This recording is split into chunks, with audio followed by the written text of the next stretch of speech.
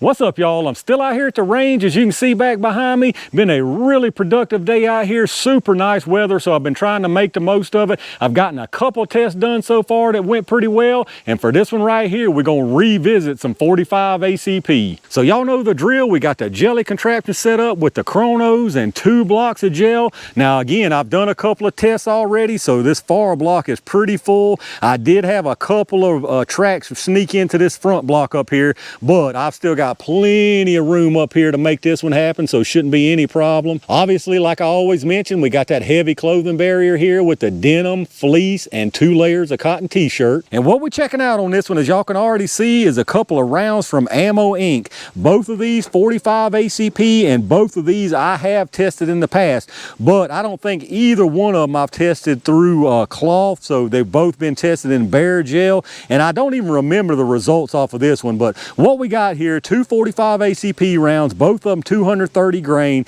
This one here is just their standard black box jacketed hollow point, as you can see here. I'm not sure who makes this particular projectile. It may be Extreme, like I'm getting ready to show you here in a second, maybe somebody else, but it's just your basic. It's kind of like a nozzler design, I guess you could say. Just a basic hollow point there, 230 grain. And then the other one is 230 grain also, but it's their X-Def round. These are made by Extreme Bullets. That's who makes these projectiles. It's actually a plated round here. It's real similar to the berries as far as the design of it being a plated expander, but it's definitely got some different design and characteristics to it. The berries are a much tighter opening on the front. These look more like a gold dot. They've got a much larger opening. When I tested these before through the bare gel, I used a 5-inch and a 4 1/4. Both of them expanded. Both of them got really nice penetration. They did a really nice job. Now, they didn't expand as much as I felt like they were capable of, so it's got me a little bit worried now that I'm adding the cloth in the mix. Now, as far as the ballistics on the box, these X-Def are saying 900 feet per second.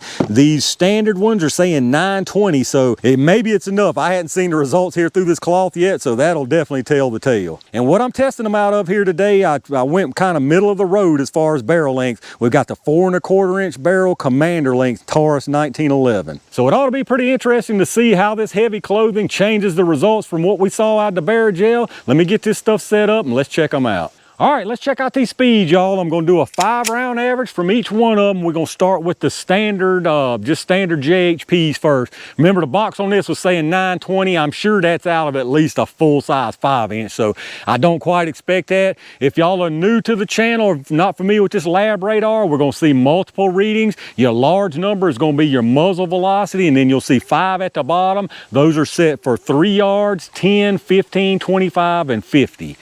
We should see all those with this 45 since it's a larger projectile. Shouldn't be any problem. So let's see how close we get to that 920, y'all.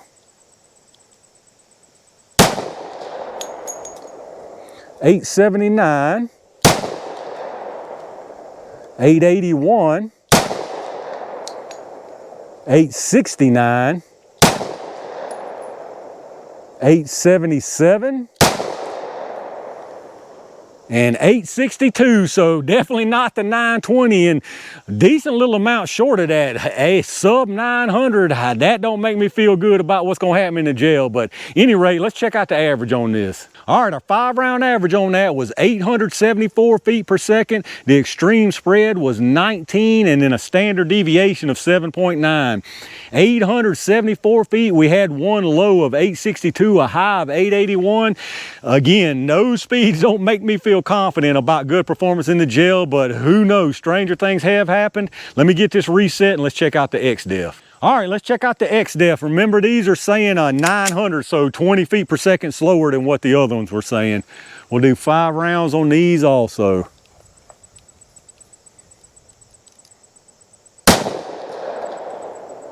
$871, $882,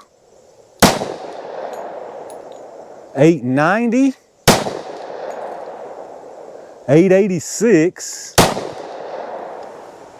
and 890 again, so I believe that was actually a little bit faster than those standards. Let's check the average. All right, so these things actually are nearly identical. Our average that time was 884 feet per second. We had an extreme spread of 19 and a standard deviation of 8.0. And if y'all remember on those regular ones, it was 874, which is only 10 difference. It's actually 10 less than the XDEF, and your extreme spread and standard deviations were nearly identical too. So these things are probably loaded with about the same load. If it's less powder, I mean, it can't be but a crumb less, because they're nearly identical in speeds. Again, the XDEF was actually showing 10 more here in my case instead of 20 short like the box says. But either way, even after seeing these XDEF do well in the Bear Gel in the past, I don't have high hopes for either one of these through this cloth. At sub 900, I think this cloth is going to present a real problem for it. But let me get this stuff set up and y'all know what time it is.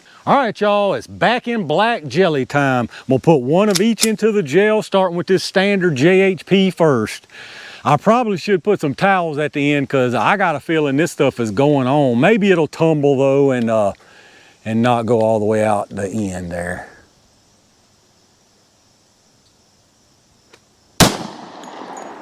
All right, I believe that was a good one. Let me go see what I got.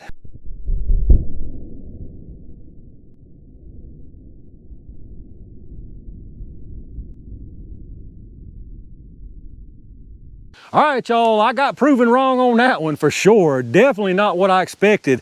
You got some expansion on it, nice disruption looking down there. So let's see what this XDEF does. Now that I'm seeing that, I'm a little more confident about this XDEF. Let's see what we can get out of it. I'm gonna try to get fancy here and put this somewhere that I probably shouldn't be trying, but I wanna squeeze something else in. So let's see what happens here.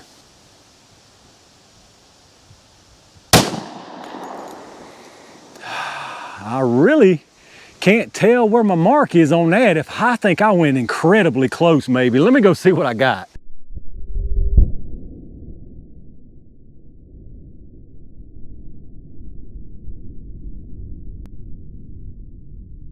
All right, y'all, let's check out what we got down here. I can just tell you right now, I'm pleasantly surprised by what I'm seeing from both of these. The first one is the one where you're seeing all this disruption. That's the standard JHP. As you can see, it comes in here, tons of disruption, but that's almost certainly from tumbling, a couple of different tumbles at least, probably 2 or 3 tumbles.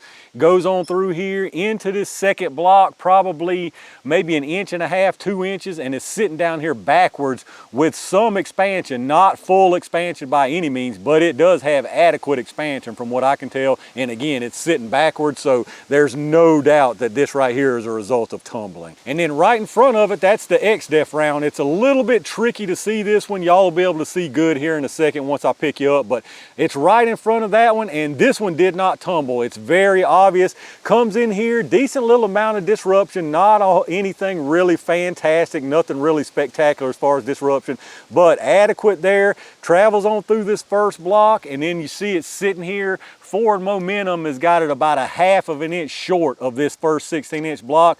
Same type of expansion as the other one, not full expansion by any means, but it does have some expansion, and it's facing downward. So I would say it came to a stop right there and kind of yawed up a little bit, because once I pick you up, you'll be able to see the difference between this one that did not tumble and that one that did tumble. So as far as penetration, your standard JHP here, it's at exactly 18 inches of penetration with the forward momentum, and then your XDEF here is at exactly 15.5 inches. So really nice penetration on both of those. And then here you are from above, you can really see the difference that tumbling makes. All of that whole entire piece of disruption right there, all of that is from that 45.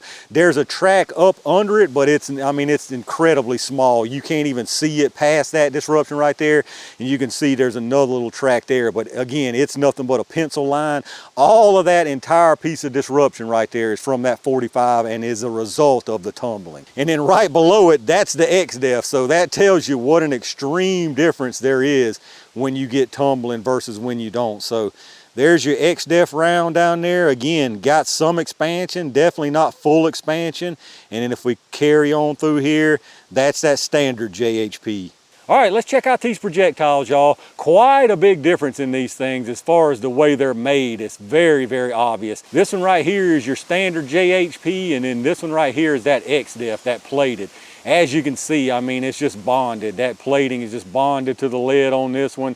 And then this one, just a separate jacket. It's like a separate jacket. The jacket wants to start separating from the lead there. Now, in this case, it wasn't any kind of loss because obviously it didn't get mangled up enough, didn't expand enough. So I don't see anything lost in the gel. But if it were to moving faster and got more expansion and got mangled some more, I would say, I feel pretty certain saying that you would see some loss and some fragmentation a little bit anyway off of that. Whereas this plated round here, unless you push it past its breaking point, you're pretty much going to retain most of your material. But you got to give both of them credit for getting the expansion that they did at those low speeds, even through the heavy claw. But let's weigh them up and see if we did lose anything. I don't believe we lost anything. I can't see anything. They both started at 230. This standard one is at 229.4, and then the XDEF here is at 229.8. So I would say nothing lost on either one of these. And then on your sizes here, we'll start with this standard. Now it's going to be a little bit irregular and uneven. On this largest section here, you got 665, and in the smallest direction, you got 542. And then here on the XDEF, it's probably going to be a little bit more even and symmetrical. You got 653, 657, and 659. So some really, really nice even expansion on that one there. And there you have it, y'all. Ammo Inc. versus Ammo Inc. in 45 ACP with their standard JHP versus this XDEF. For me, it's an easy call. If I was going to have to pick one of these, it'd be this XDEF. No question about it. This thing got more expansion, more even expansion. It stayed in a straight line and did not tumble. Now, the tumbling in this case wasn't necessarily a bad thing, but that's something I really just do not like relying on, is for a round to tumble that's not meant to tumble like that. So I would personally give both of these a pass. They got adequate expansion for me. Penetration was nice. They held together. So again, I think both of these are a pass, but if I did have to pick one or the other, it would be this XDEF for sure. All right, y'all, that's going to do it for another nice 45 ACP test. I have to admit, I expected the worst out of both of these out here today, just based on the prior performance on the XDEF was really good. I didn't look at the other one, but the XDEF was good, but it was bare gel and it didn't have full expansion. So I really expected this cloth to shut these things down. They surprised me though. They went through that cloth, did not get full expansion, obviously, but for a 45 ACP, that's another round that can be kind of tricky, especially when you start shortening up the barrel. So I think this is plenty adequate as far as expansion, and the penetration was absolutely fantastic. So again, I am pleasantly surprised by both of these, and I would call them both a pass. But let me know what y'all think about them down in the comments. Do any of y'all out there run these Ammo Inc. in 45 ACP? If you do, what length of barrel are you running them out of? Let me know down in the comments what your experience has been. If you enjoyed the video, make sure you reach down and hit that thumbs up button, subscribe to the channel, and make sure you've got your notifications on so you don't miss anything when I upload it. Take a second, like I always ask you, and check out those affiliate links down below if you're doing some shopping. Anything you buy after going through any of those links down there, I get a kickback from them towards the channel, so I really do appreciate that. Like I always tell you, I appreciate all my Range Gang members and every single one of y'all out there for supporting the channel the way y'all do. I've got a lot of good stuff done out here today. I've got one more I'm going to try to squeeze in. Be on the lookout for some really good stuff, and in the meantime, stay safe, stay prepared, and I'll see you soon.